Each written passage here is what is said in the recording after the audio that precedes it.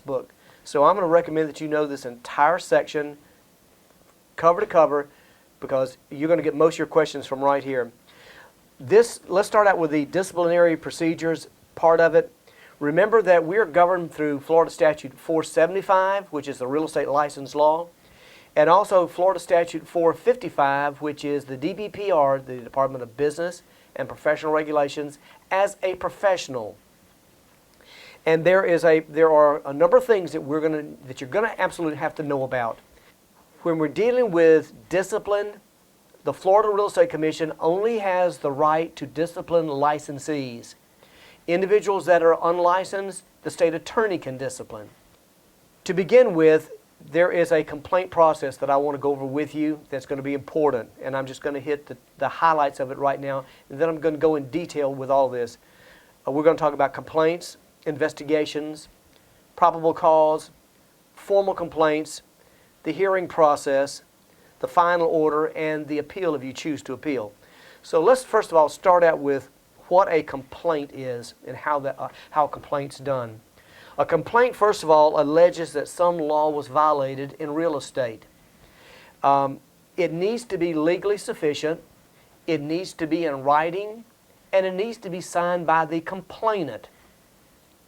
Now, I said that it needed to be some kind of complaints on law that was violated as it relates to real estate. Let me say this, the Florida Real Estate Commission can only discipline individuals for violation of Florida Statute 475, the real estate license law. But contained in that real estate license law is one little clause that says that the Real Estate Commission can also discipline you if you have been found guilty of another crime. Bootlegging Cuban cigars. Well, first you have to be found guilty of bootlegging Cuban cigars.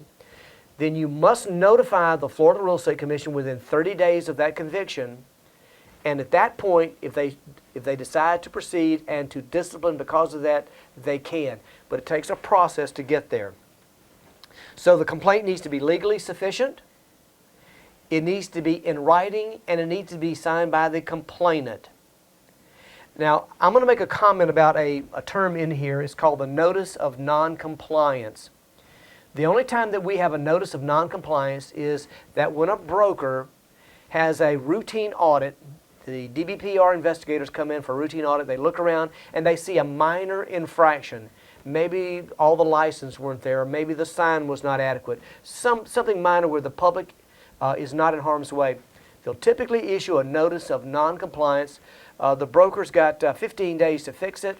As long as it's fixed in 15 days, nothing will be said. So with that, let's move on that after the complaint's filed, typically speaking, if they see that it's legally sufficient at the DBPR level, they're going to turn it over to some investigators. The investigators' jobs are to go out and gather data, to go out and gather information, to gather contracts, to talk to people, to get a feel for what took place, and then to write a report. That report is then going to be turned over to the Florida Real Estate Commission and also the Division of Real Estate.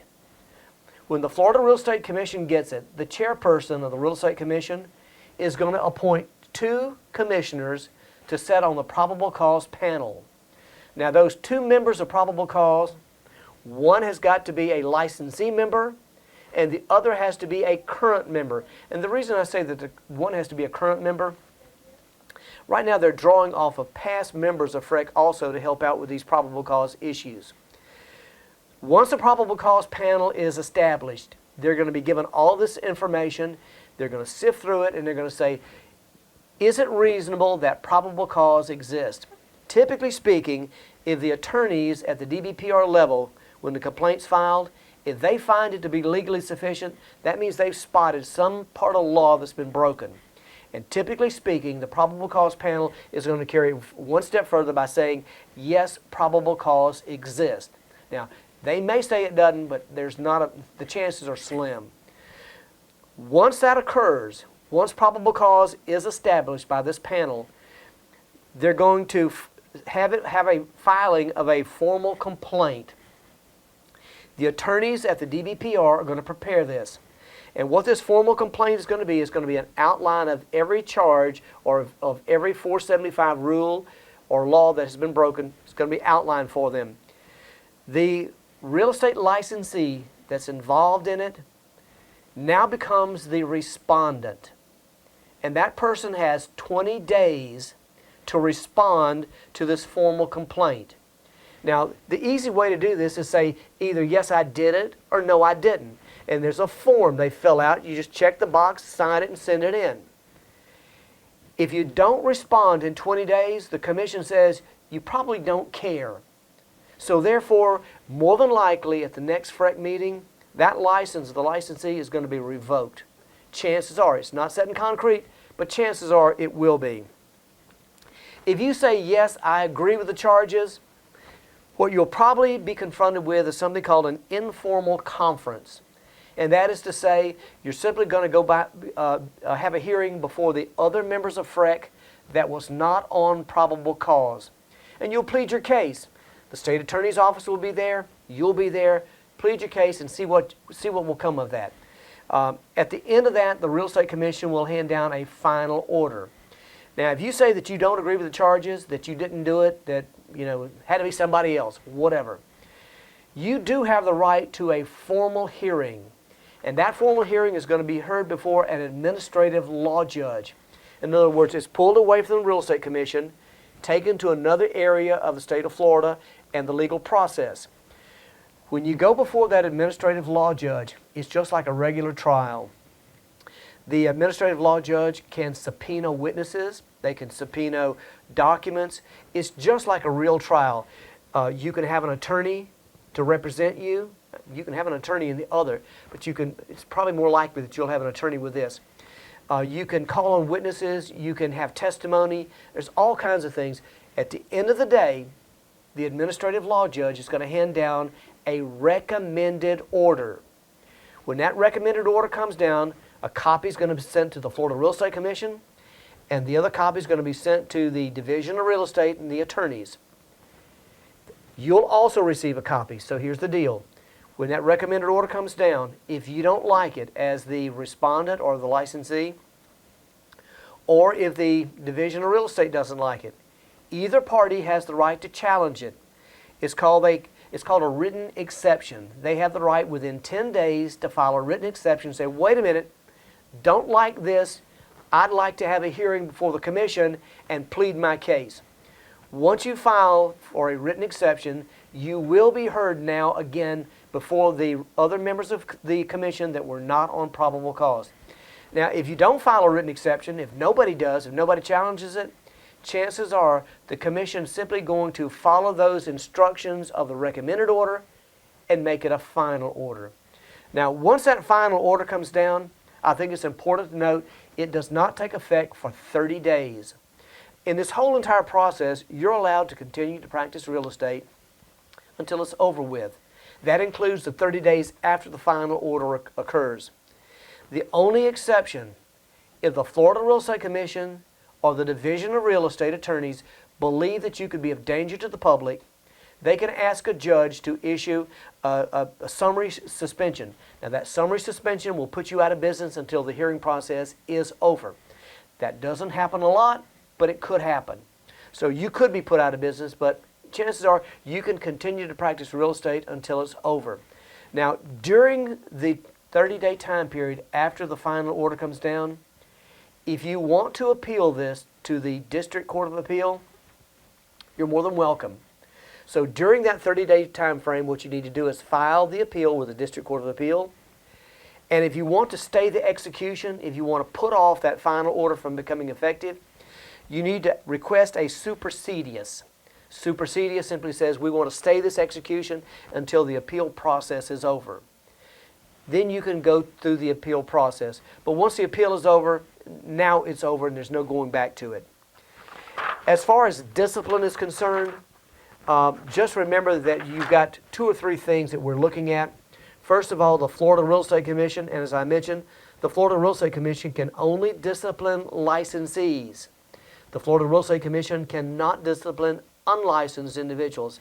That's why the unlicensed practice of real estate is a felony, and only the state attorney's office can discipline. What can the Real Estate Commission do? They can deny your application. They can refuse to renew your application. They can suspend your license up to 10 years. They also have the ability to revoke your license. Revocation is permanent. Now, we'll say this, that once your license has been revoked, after 5 years, you can reapply for a license, but you're going to have to explain this revocation.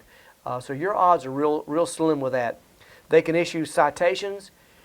Remember, the Real Estate Commission can fine you up to $5,000 per charge. They can place you on probation. As far as judicial remedies are concerned, the state attorney's office can also prosecute if they feel like it. Typically they don't. These are misdemeanors, typically misdemeanors of the second degree. The second degree misdemeanor carries a penalty of up to 60 days in jail and or up to a $500 fine. Again, the way the state sees it, if the Real Estate Commission disciplines you, that should be sufficient. There are some things, however, that are first degree misdemeanors, and that carries a penalty of up to at least 1 year in a county jail and or up to a $1,000 fine. Violation of rental information laws is one of a few of those misdemeanors of the first degree. Also, false and misleading advertisement is a first degree misdemeanor. In addition to those two, the Department of Business and Professional Regulation can also fine you up to $5,000 per charge. And I also want you to be mindful that if you have defrauded somebody and they've lost money, there's a very good chance that they can sue you as well. So you may have a lawsuit coming at you as well.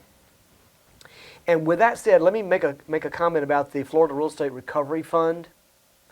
Anytime that a licensee engages in a real estate practice and defrauds the public in such a manner that they lose money, or that person is financially damaged by that licensee, there are some recourses that person can take. One is that they first have to go to court and get a judgment. Once that judgment is established, there's a couple things that have to take place. That individual has to first of all do an asset search to show that the licensee personally does not have assets to pay for whatever that judgment is. If the licensee does have personal assets to pay for it, they've got to look there first. Secondly, they've also got to show proof that that judgment has not already been settled. If they can show these things, an individual can collect up to $50,000 per single judgment from the recovery fund. Now, the recovery fund is set up to pay out a maximum of $150,000 in any multiple judgments that might have been created out there. The important issue here is that as a licensee, if any money is taken out of the recovery fund to pay for a judgment against you because of what we talked about, your license is going to be automatically suspended indefinitely until that money is repaid. So if you defrauded somebody and they've suffered a financial loss, money comes out of the recovery fund, your license will be suspended for indefinite until that money is repaid plus interest. Now, there's one exception. If a real estate broker follows a lawful order of the Real Estate Commission, for instance, an escrow disbursement order, a broker asks the commission to give them guidance on where to disperse certain deposits. The commission says give it to the buyer, for an example. The seller takes it to court and gets a court to overturn it. Well, the broker has already spent it. It's already gone. And that broker followed a lawful order. That seller over here that just got the new award through a judgment can now go to the recovery fund and get their deposit, or whatever that money was, up to $50,000. The good news is, because the broker followed a lawful order of the commission, there's no repercussions. In other words, they will not lose their license. In collecting the payments from the recovery fund, anytime the recovery fund gets down below $500,000, they're going to collect it from either renewal fees or from application fees. For sales associates, it's $1.50 every year, or $3 every 2 years. For brokers, it'll be $3.50 every year, or $7 every 2 years. And it comes along again with either your application or with your renewal. And that's all we have for Chapter 20, License Law Violations, Penalties, and Procedures. But I got to tell you, this chapter is absolutely critical that you know all of it. immerse yourself in it at some point, learn it. I'm going to go over the important parts of it now as a good review. To begin with, a complaint must be legally sufficient. The investigation is a gathering of facts. The chairperson of the Florida Real Estate Commission will appoint 2 members to set on probable cause. The formal complaint is an outline of all the legal charges with a 20-day period to respond. A hearing can be either formal or informal. The recommended order by an administrative law judge can be challenged with a 10-day written exception. The final order handed down by the Florida Real Estate Commission does not take effect for 30 days, and during that 30-day time period, you can file an appeal with the District Court of Appeal. The notice of noncompliance is for a minor infraction, and as long as it's rectified within 15 days, nothing will be said. The Florida Real Estate Commission can suspend a license up to 10 years. They can fine up to $5,000 per charge, and they can revoke a license. The state attorney can fine and/or incarcerate. A first-degree misdemeanor carries a penalty of up to a $1,000 fine and/or up to 1 year in jail. A second-degree misdemeanor carries a fine of up to $500 and up to 60 days in a county jail. The recovery fund only pays compensatory damage and not punitive. And let me explain the difference. Compensatory is actual damage. Punitive is punishment. The recovery fund will pay up to $50,000 for single judgments and a maximum of $150,000 for multiple judgments. The license of the licensee is automatically suspended until the money is repaid plus interest, and the only exception is that if a broker follows an escrow disbursement order by FREC. And this is the end of this chapter's review.